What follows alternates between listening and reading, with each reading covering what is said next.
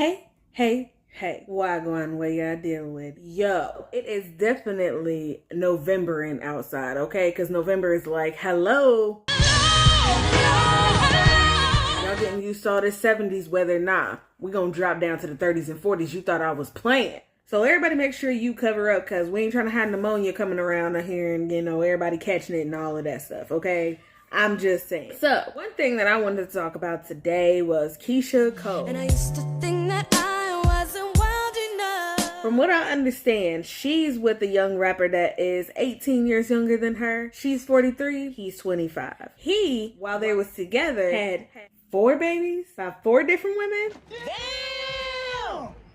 Oh, he was getting around. And there's a lot of controversy around the issue because people are saying to her, what was you thinking? And I can't believe you hurting me. It's very interesting to look at the dynamics of older women and younger men. I've seen a couple posts about it recently, and a lot of the older women are saying it is not a myth. Younger men are, in fact, less mature. And you see it when you're an older woman because the things that you may need from a man might change. Which means that if you're an older woman, you might already have your list of uncompromisables and you might already have the things that you know that you want from a man. But as a young man, he may not be able to fulfill those things. And he also may not yet be articulate enough to be able to tell you that he can. In this case, maybe something similar happened. There's a lot of controversy around it as well because of the fact that a lot of older athletes and rappers who end up getting with younger women get a whole lot of flack. But a whole lot of the older women who get younger men get high fives. I say yes, bitch. Because of the fact that we don't look at those in the same light and they're not held to the same standard. For instance, if there was a 40-year-old man who got with a woman that was in her 20s, he would be looked at as a perv and they would be letting him have it. Oh, you nasty ass bastard! I'm saying, I don't know why he like getting with little girls. He like to rob the cradle, blah, blah, blah. But if you got a woman that's in her 40s and she pulls a young 25-year-old stallion, everybody's on deck with that. As a matter of fact, women is sharing it and hashtagging and everything because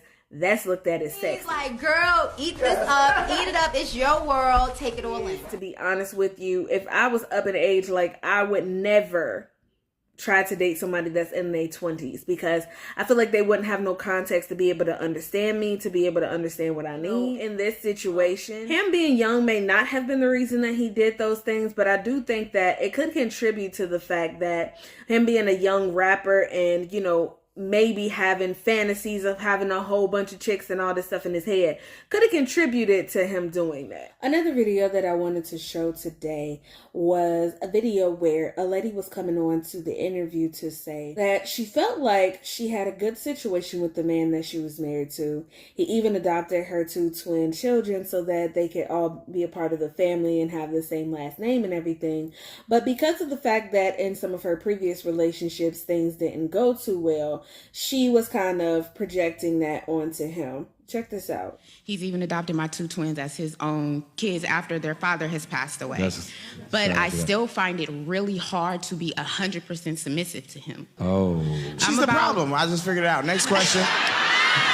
I guess because of my previous relationships and the letdowns that I've had, that next 15, it's hard for me. You have to be very intentional about it moving forward. So in those moments where you feel like you're not able to give submissive energy or you're not able to be submissive in a situation, ask yourself why. Because ask yourself what's triggering you. A lot of my previous relationships, but you're not there anymore, so why are you holding him accountable? Because for the other guys actions? have allowed me to be the dominant one. I've always been the dominant one. Okay, but you're not there anymore, so why are you blaming him for their actions? I don't blame him for the actions. But you're putting their actions on him. Yeah. So you have to be very intentional. It's hard work. There's a phrase that comes to mind that goes like this: work smarter, not harder. We as Black women have this syndrome where we're so used to having to work hard, we're so used to having to do it by ourselves, that by the time that we get in a relationship, we have a hard time letting loose of some of those different things that we have to do and some of those tasks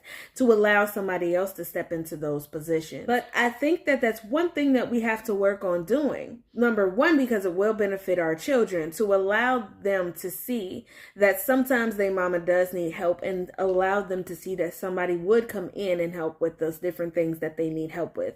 But also, I will say this, the one point that the lady made as it relates to letting stuff go from your previous relationships is extremely imperative. I'm going to tell you why. Because sometimes you can subject the person that you're with to a punishment that they did not earn.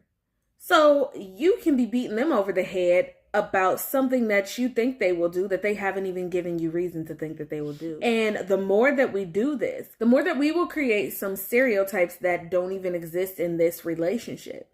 And we will make it harder for ourselves to be able to connect with the person that we're with, because we're allowing ourselves to fall onto these triggers like landmines instead of taking the time to heal those triggers and make sure that we are not spewing pain onto this relationship that it has not deserved.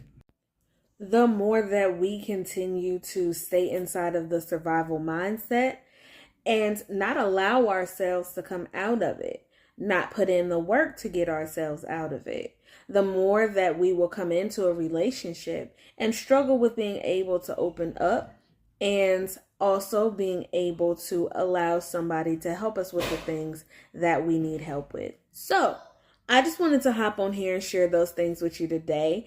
Of course, I need y'all to go ahead and get in them comments and light it a fire, okay? So y'all can let me know what y'all think. And I'm going to put my social media information right here like I always do, so that y'all can go ahead and let me know what y'all think about everything that we talked about today. I also have a couple of posts and everything that I will put on there, so y'all can hit up those comments also, and we can have a whole discussion, y'all. Also, I'm going to put my YouTube information right here as well, so you guys can go ahead and subscribe and hit the notification bell so you'll be the first one to know if I do drop another video. Also, I have a My New Voice playlist so that you can check out all the different topics of videos that I have talked about, and let me know what you think. Hit me with some likes, show me some love. Oh yeah, do that.